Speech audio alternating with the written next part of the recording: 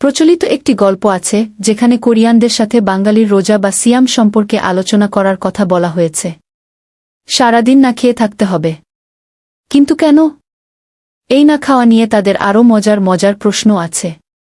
কোরিয়ানরা যে প্রশ্নগুলো করে, পানীয় খাওয়া যাবে না, সিগারেটও না, লুকিয়ে যদি খাও, যদি শাওয়ারে ঢুকে পানি খাও। রোজাদার বাঙালি অনেক হেসে জবাব দিলেন, শাওয়ারে ঢুকে লুকিয়ে কেন খাব? আমি তো ইচ্ছা করলে বিরিয়ানি রেঁধে ঘরে বসেই খেতে পারি, কিন্তু ভোর থেকে সন্ধ্যা পর্যন্ত আমরা কিছুই খাই না। এটা মহান আল্লাহ তাআলার নির্দেশ, এতে আমরা অভ্যস্ত। তখন শুরু হয় বিস্ময়ের আরেক ধাপ। আবারও এক গাদা প্রশ্ন, কেন খাও না? অদৃশ্য খোদা বলেছেন বলে? তিনি দেখতে পাবেন বলে? তোমাদের এত সংযম, এতটাই আত্মনিয়ন্ত্রণ। এরপর কোরিয়ানরা যে দুটো প্রশ্ন করে তাতে কি বলবেন ভাবতে থাকেন। তবে তো নিশ্চয়ই তোমাদের দেশে কেউ মিথ্যা বলে না, ঘুষ খায় না, কেউ পাপ করে না, পুলিশও লাগে না। রোজাদার বাঙালি ভাবতে থাকেন, কিন্তু মস্তিষ্ক হতে কোনো উত্তর বের হয় না, কারণ কোরিয়ানরা পরবর্তী সময়ে বলে, তাহলে আমরা আর চাইনিজরা এত পরিমাণ কপি ও নিম্নমানের প্রোডাক্টের বুকিং তোমাদের কাছ থেকে পাই, জানি না তোমাদের মার্কেটে রিয়েল প্রোডাক্ট কি পরিমাণ আছে।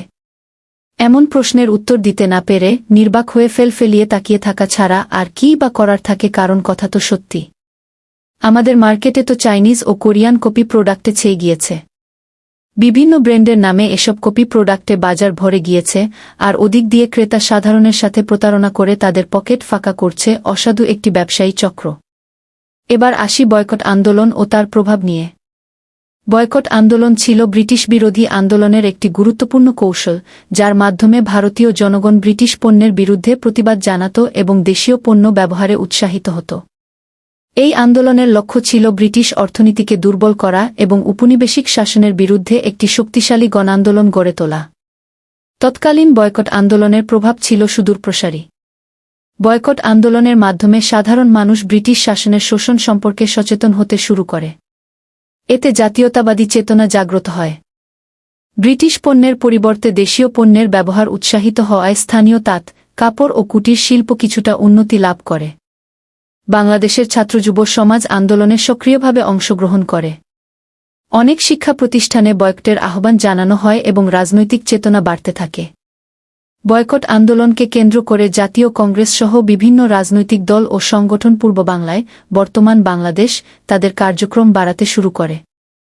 নারীরা দেশীয় কাপড় বোনা, চুলার জ্বালানি প্রস্তুতসহ নানা উপায়ে আন্দোলনে অংশ নেয়, যা ছিল সমাজে নারীর ভূমিকা বৃদ্ধির সূচক। বস্তুত বয়কট আন্দোলন ছিল উপনিবেশিক শাসনের বিরুদ্ধে বাঙালিদের মধ্যে রাজনৈতিক ও সামাজিক সচেতনতা গড়ে তোলার একটি গুরুত্বপূর্ণ ধাপ। বাংলাদেশে পণ্য বয়কটের আন্দোলন বিভিন্ন সময়ে সামাজিক, রাজনৈতিক বা ধর্মীয় ইস্যুর কারণে গড়ে ওঠে। এসব আন্দোলনের উদ্দেশ্য সাধারণত কোনো দেশের বা কোম্পানির পণ্য ব্যবহার না করার মাধ্যমে প্রতিবাদ জানানো। কয়েকটি উল্লেখযোগ্য পণ্য বয়কট আন্দোলন। ১. ইসরায়েলি পণ্য বয়কট। ফিলিস্তিনে ইসরায়েলের আগ্রাসনের প্রতিবাদে অনেকবার বাংলাদেশে ইসরায়েলি বা ইসরায়েলের সাথে যুক্ত ব্র্যান্ডের পণ্য বয়কটের ডাক দেওয়া হয়েছে। অনেক সংগঠন ও নাগরিক ইসরায়েলের বিরুদ্ধে অবস্থান নিয়ে এসব ব্র্যান্ডের ব্যবহার বন্ধের সচেতনতা তৈরি করে। ২. ভারতীয় পণ্য বয়কট। সীমান্তে বিএসএফের গুলি, নাগরিকত্ব আইন, সিএএ বা ইসলাম বিদ্বেষমূলক কার্যকলাপের প্রতিবাদে কখনো কখনো ভারতীয় পণ্য বর্জনের ডাক উঠেছে। ৩. চীনা পণ্য বর্জন। মুসলিম উইঘুরদের উপর চীনের নিপীড়নের প্রতিবাদে কখনো কখনো চীনা পণ্য বর্জনের দাবি তোলা হয়েছে। ৪. বৈশ্বিক বয়কট আন্দোলনের অংশ। বাংলাদেশে অনেক সময় আন্তর্জাতিক আন্দোলনের অংশ হিসেবে পণ্য বর্জনের ডাক উঠে, যেমন BDS আন্দোলন, বয়কট, ডিভেস্টমেন্ট, স্যাংশনস, যা ইসরায়েলের বিরুদ্ধে পরিচালিত হয়। পণ্য বয়কট আন্দোলন একটি গুরুত্বপূর্ণ রাজনৈতিক ও অর্থনৈতিক কৌশল, যা ভোক্তাদের মাধ্যমে কোনো বিশেষ রাষ্ট্র বা প্রতিষ্ঠানের বিরুদ্ধে চাপ প্রয়োগের জন্য ব্যবহৃত হয়। তবে এই আন্দোলন তখনই কার্যকর হয় যখন ভোক্তাদের সামনে সেই বয়কটকৃত পণ্যের উপযুক্ত বিকল্প বা অল্টারনেটিভ পণ্য থাকে। অল্টারনেটিভ পণ্য না থাকলে কিংবা থাকলেও যদি তা সহজলভ্য না হয়, তবে অধিকাংশ মানুষ দৈনন্দিন প্রয়োজন মেটাতে বাধ্য হয়ে আবার সেই পুরনো পণ্যের দিকে ফিরে যায়। এতে আন্দোলনের উদ্দেশ্য ও কার্যকারিতা দুটোই প্রশ্নবিদ্ধ হয়ে পড়ে। বাজারে বিকল্প পণ্য থাকা মানে শুধু অন্য একটি পণ্য পাওয়া নয়, বরং এমন একটি পণ্য পাওয়া যার গুণগত মান, দাম এবং প্রাপ্যতা সব দিক থেকেই গ্রহণযোগ্য। উদাহরণস্বরূপ, কেউ যদি একটি আন্তর্জাতিক খাদ্যপণ্য বয়কট করতে চায়, তবে তার পরিবর্তে স্থানীয়ভাবে উৎপাদিত সমমানের খাদ্যপণ্য থাকতে হবে, যাতে ভোক্তা সহজেই স্থানান্তরিত হতে পারে। একইভাবে, যদি প্রযুক্তি বা দৈনন্দিন ব্যবহার্য পণ্য বয়কটের আওতায় পড়ে, তাহলে বিকল্প পণ্যগুলোর প্রযুক্তিগত মান, অ্যাফোর্ডেবিলিটি এবং সার্ভিস সাপোর্টও গুরুত্বপূর্ণ হয়ে ওঠে। এছাড়া অল্টারনেটিভ পণ্যের পেছনে জনগণের আস্থা তৈরি করাও জরুরি। এক্ষেত্রে স্থানীয় শিল্প উদ্যোক্তা, সরকার এবং সামাজিক সংগঠনগুলোর সমন্বিত ভূমিকা প্রয়োজন। তারা যদি যৌথভাবে অল্টারনেটিভ পণ্য প্রচার, মানোন্নয়ন ও সাপ্লাই চেইন নিশ্চিত করতে পারে, তবে বয়কট আন্দোলন দীর্ঘস্থায়ী এবং কার্যকর হতে পারে। সুতরাং, বাজারে শক্তিশালী বিকল্প পণ্য থাকা পণ্য বয়কট আন্দোলনের সাফল্যের একটি অপরিহার্য পূর্বশর্ত। চলুন এবার আমাদের বাজারের দিকে তাকাই। বাংলাদেশের বাজারে দেশি পণ্যের গুণগত মান একটি বাস্তবতা। বাংলাদেশ একটি উন্নয়নশীল দেশ হিসেবে শিল্প খাতে ধীরে ধীরে অগ্রগতি লাভ করছে। দেশীয় উৎপাদনশীলতা বেড়েছে, নতুন নতুন প্রতিষ্ঠান গড়ে উঠছে এবং নানান রকম পণ্য বাজারে আসছে। কিন্তু এসব দেশি পণ্যের গুণগত মান নিয়ে দীর্ঘদিন ধরেই প্রশ্ন উঠছে। অধিকাংশ ক্ষেত্রে দেখা যায়, পণ্যের বাহ্যিক আকর্ষণ থাকলেও অভ্যন্তরীণ গুণগত মান অনেকটাই দুর্বল। খাদ্যপণ্য, পোশাক, ইলেকট্রনিক সামগ্রী, প্লাস্টিক, প্রসাধনীসহ নানান পণ্যেই মানহীনতা লক্ষ্য করা যায়। অনেক সময় এসব পণ্যে ক্ষতিকর রাসায়নিক ব্যবহার করা হয়, যা ব্যবহারকারীর স্বাস্থ্যের জন্য বিপজ্জনক হতে পারে।